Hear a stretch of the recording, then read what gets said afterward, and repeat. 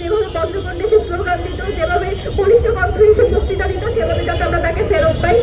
আমার ভাইয়ের জন্য দোয়া করবেন। আর কিছু বলার মতো সত্যি সাহস নেই। আল্লাহ হাফেজ।